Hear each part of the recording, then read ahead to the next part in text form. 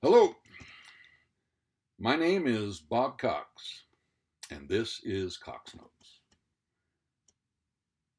Coxnotes is a very diversified channel. You may find out a little bit about firearms, as you will today. You may find out a little bit about traveling around and being in the outdoors. You may find out a little bit about fishing or hunting. And sometimes you may find out that I'm just rambling on about whatever's on my mind. But you can subscribe. Subscribe to Coxnotes and enjoy what I have, my rambling and my little missives, and so subscribe to the channel Coxnotes, and I hope you enjoy it. So let's get on with today's little presentation. Today I'm going to talk a little bit about handgun safety. Handguns require just a little extra measure of safety. Now, I'm not here to teach you how to shoot or recommend different guns. I'm here to give you some real basic stuff on handguns. Handguns, by their very nature, are short and easily pointed in the wrong direction. We want to start out with some real basic rules about the handguns. I've always, in all my safety classes and my firearms training classes, I've always stressed that you treat every gun as if it's loaded. Beyond that, things become pretty simple. Now, the ownership of handguns has increased dramatically over the last few years. And I'll show you a little chart on that later. But because of that, there are some people, and I'm not pointing fingers, but there are some people who have simply gone out and purchased a handgun and really don't know what they're getting. And more, they're being purchased for self-protection. Often, loose clothing is worn to help conceal a handgun. That, in and of itself, provides another safety problem, something that the gun can get snagged on and possibly dropped, even accidentally discharged. And as I say, my intention here is not to show you how to shoot or anything close to that. My focus here is on getting some basic ideas so you understand the nomenclature of a handgun.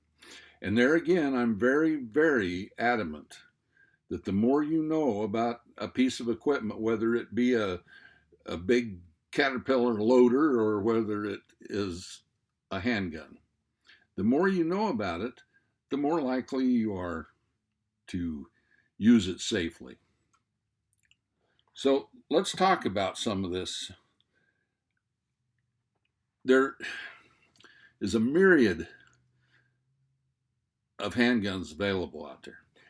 And let me say up front that if you're buying your first handgun, go to a reputable dealer. Somebody that knows what they're doing and is willing to talk to you on a one-to-one basis rather than the big box stores. After you get familiar, you can probably save a little money at a big box store. That's fine. And some of these smaller gun shops even have shooting ranges in the back where you can actually shoot a gun and there's somebody there to supervise it.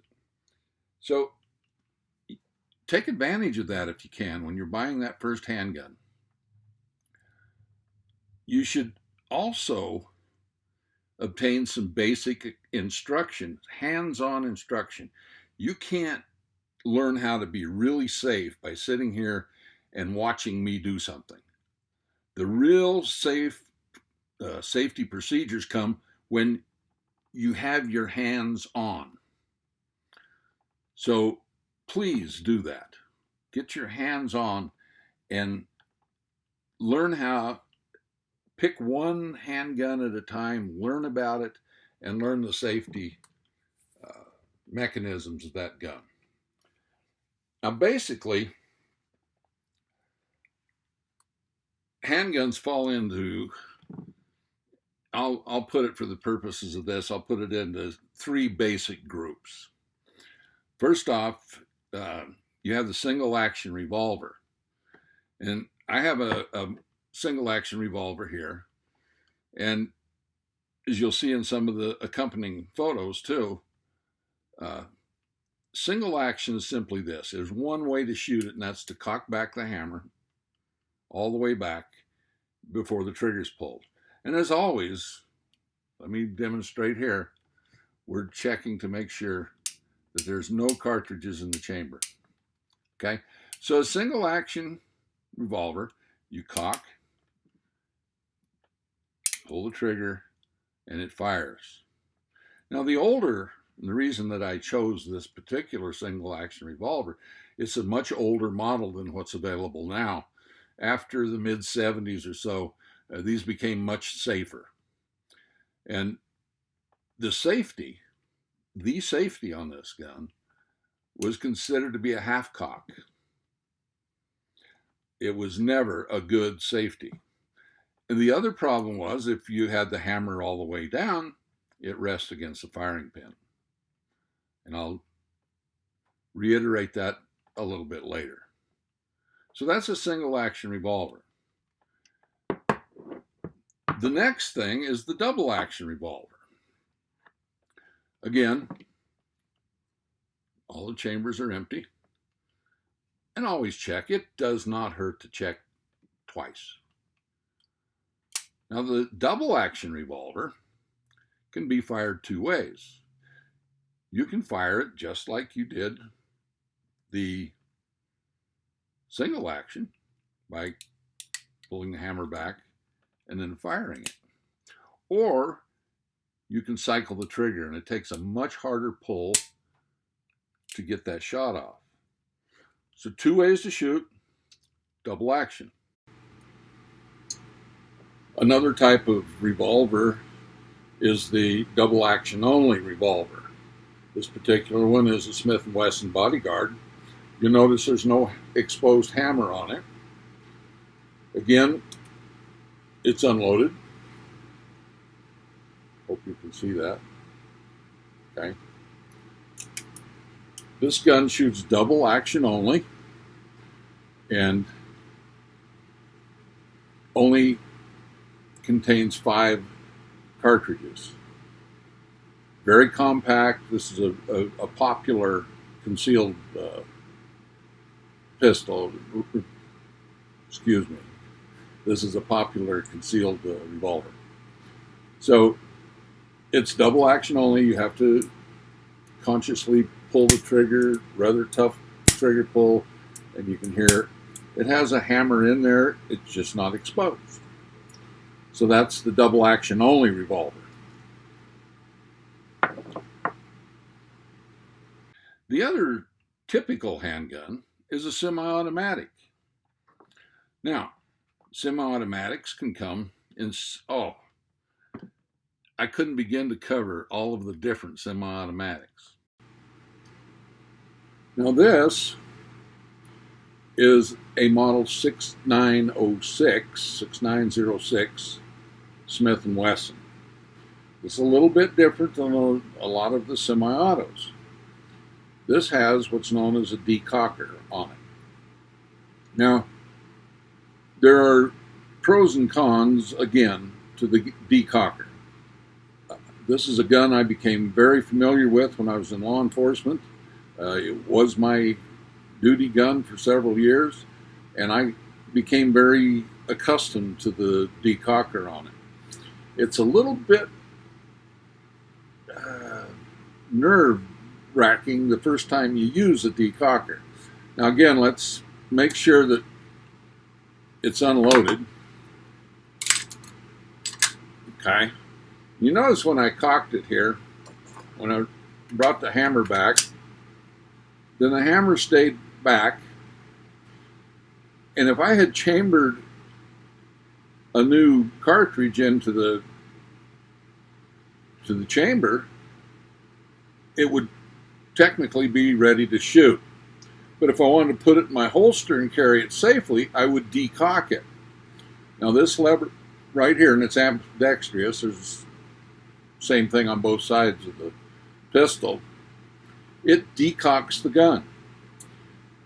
Now it sounds a little bit strange when you first do it, because now you've loaded a cartridge into the chamber and you decock it. What that does is set your trigger for the first shot is double action. So I would shoot this gun as a double action, and I'd pull it back. The hammer would come back and fall, just like on a double action revolver. After that, the trigger becomes set in a semi-auto position, and every shot after that is semi-auto. So it auto loads and does so until you quit pulling the trigger. So, decocker. Not as popular as they were when they first came out, but nevertheless, safe. Decock it. Then put it in your holster. Okay. This semi-auto pistol is a Smith and Wesson M&P Shield, also a popular concealed gun. This one, first of all, is unloaded. The magazine's empty. Chamber is empty. Safe mode. This particular model of Smith and Wesson comes with or without the thumb safety. This right here is a thumb safety. And actually, depending on your preference, that thumb safety is more redundant than anything. If you like the idea of having this thumb safety, and then you by all means should have one. If on the other hand, if you're like most people, frankly, the thumb safety is not a necessary thing on this particular semi-auto. It's a striker fired, which means that the trigger pulls the same every time. And you know, once you fire it, then of course the action cycles, and then you fire it again. It's the same trigger pull every time. Okay?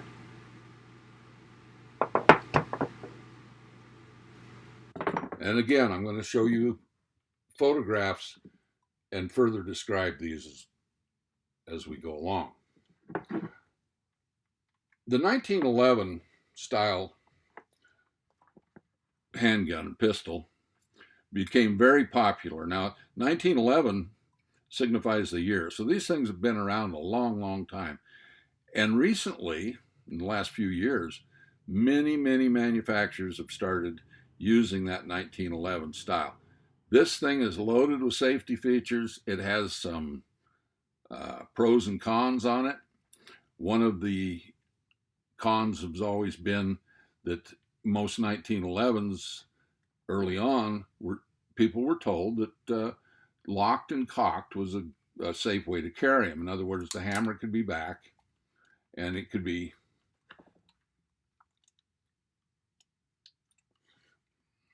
you caught me, didn't you? I'm going to check again.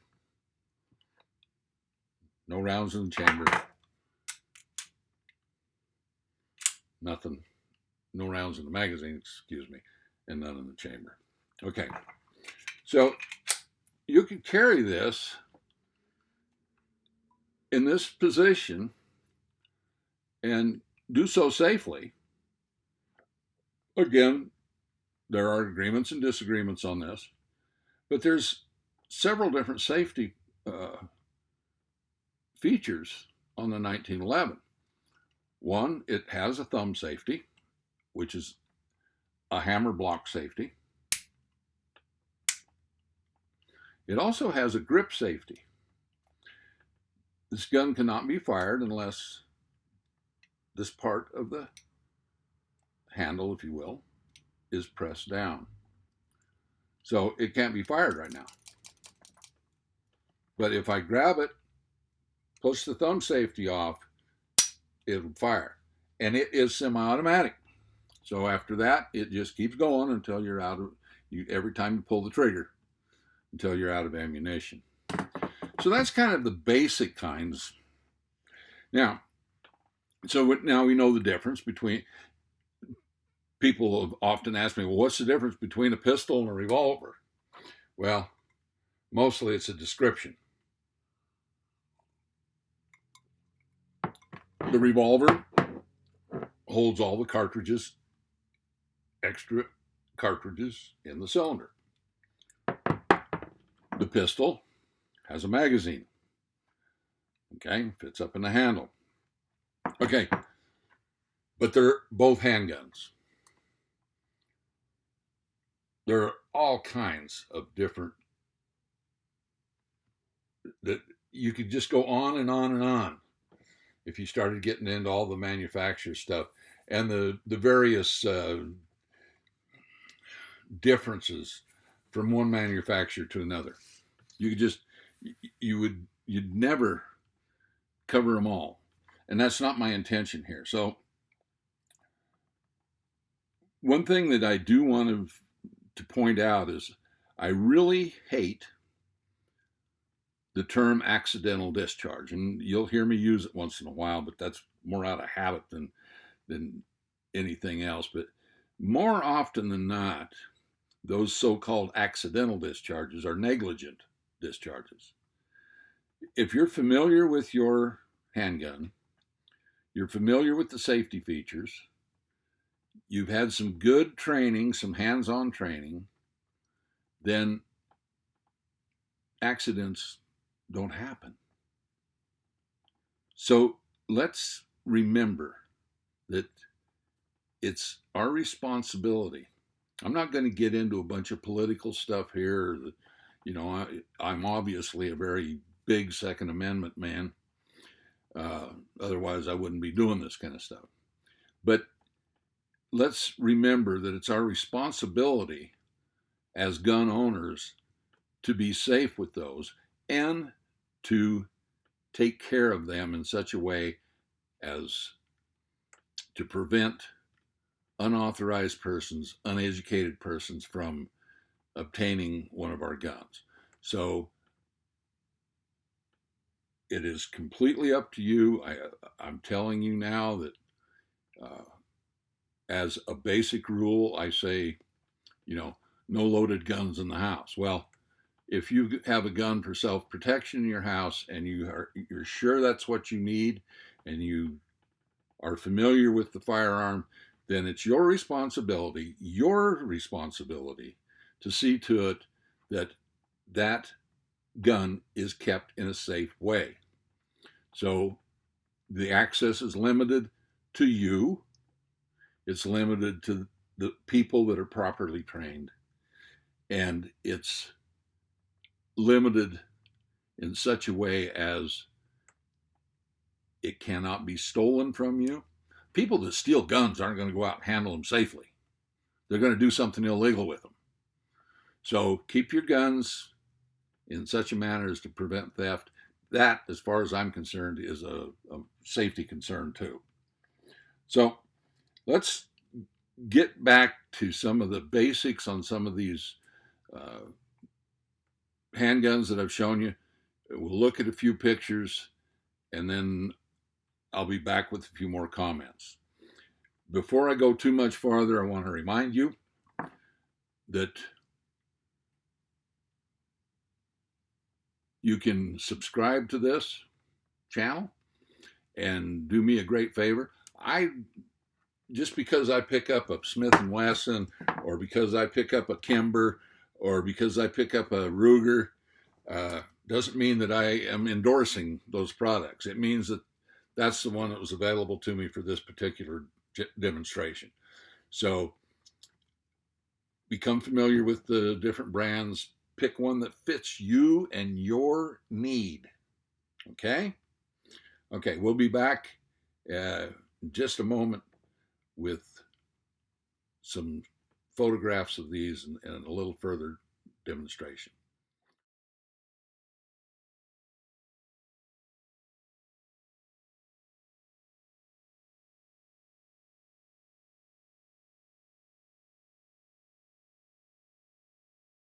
One of the big reasons that I decided to do this particular video segment is because of the increased sales of firearms in general, but in particular the handguns. If you look at this chart, you see that just as of August 2020, uh, the August sales of handguns topped over 1.5 million. And I think this brings to light the fact that we absolutely need to pay attention to handgun safety. And I'll let you speculate as to why there were spikes in these sales uh, in 2013, 2015, and 16, and then again in 2020. But regardless of the reasons for those, our responsibility as gun owners includes safety. So take it for what it is.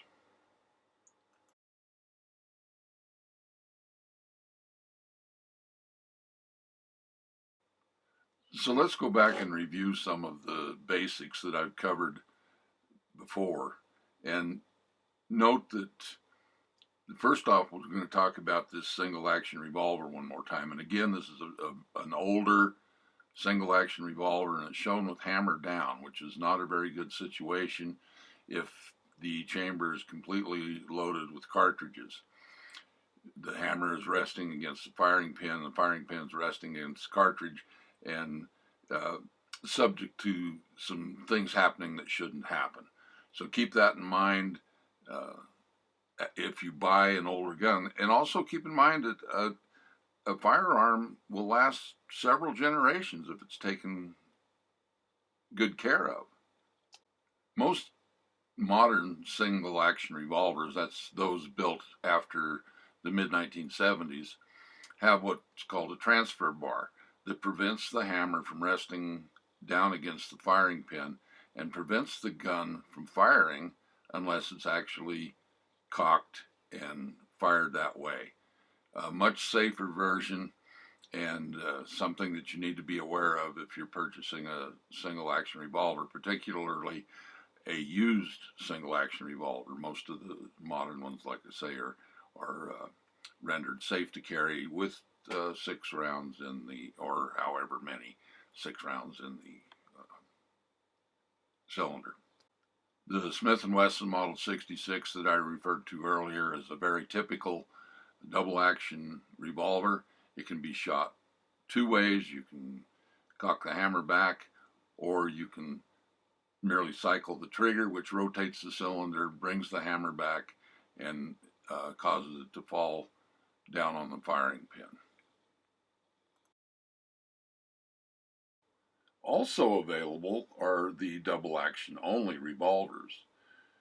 The Ruger LCR is a very popular handgun, especially for concealed purposes. The Smith and Wesson Bodyguard, likewise, is a very popular revolver and also a double action only.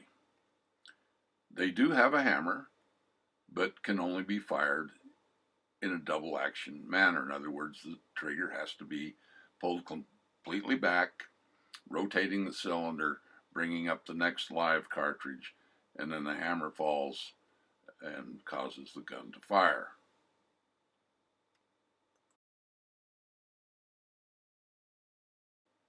The Smith and Wesson 6906 that I referred to earlier in the video is unique in the world of semi-automatics. The first shot with this pistol is in a double action mode. The trigger set forward is shown in this picture. The gun is carried safely by decocking it. You can see the decocker lever up there, and when you decock it, then you carry it in that mode, and the first shot is double action. Subsequently, each shot is in semi-auto mode and a much different trigger pull. If you choose to purchase one of these, become very familiar with how it works. The Smith and Wesson M&P Shield is also a very popular semi-auto, and I believe one of the safest styles that are on the market today. This particular model has a thumb safety on it, but it is available without the thumb safety. This is a striker-fired handgun. It's very easy to learn how to use. It takes a little training like any handgun does, but a very simplistic style of semi-auto. The trigger pull is exactly the same each time, with a kind of a crisp feel to it, and very easy to get used to. The Colt 1911 has become a very popular handgun over the years. First manufactured back in 1911, and by the way, manufactured by several different companies. The 1911 style has some unique safety innovations. Over the past few years, many companies have gone back to manufacturing the 1911. Some of them in a little shorter barrel, but all of them staying fairly true to the original 1911 safety measures, which for its time were very unique.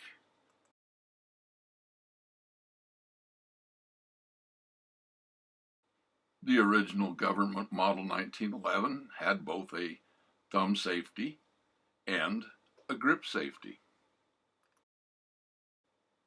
It was safe to carry in a locked and cocked position. However, in many instances, it was not encouraged, not just for safety reasons, but for the impression that it left with the public. And so here we are, well over 100 years later, and those same safety features are included in the 1911s that are built today. Again, this is a firearm that must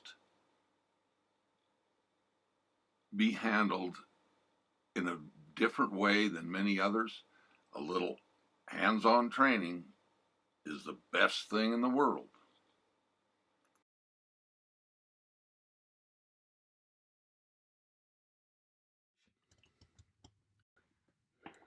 One other thing I want to talk about here, when we're talking about handguns, we're often talking about people who have purchased these guns for self-protection. And as I mentioned earlier, oftentimes that includes carrying them concealed. Loose clothing, I mentioned, can cause a problem.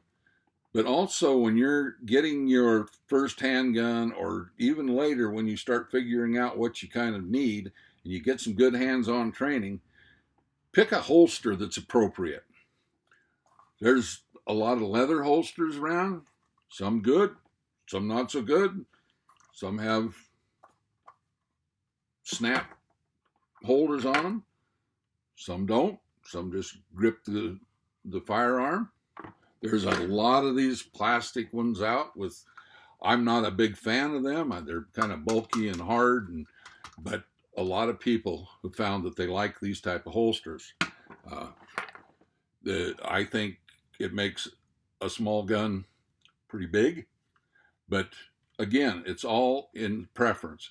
And get something that works for you, works under your circumstances, and allows you to safely carry that firearm. very important. So, until next time, I'm Bob Cox. This is Coxnotes. Please subscribe and have a wonderful day.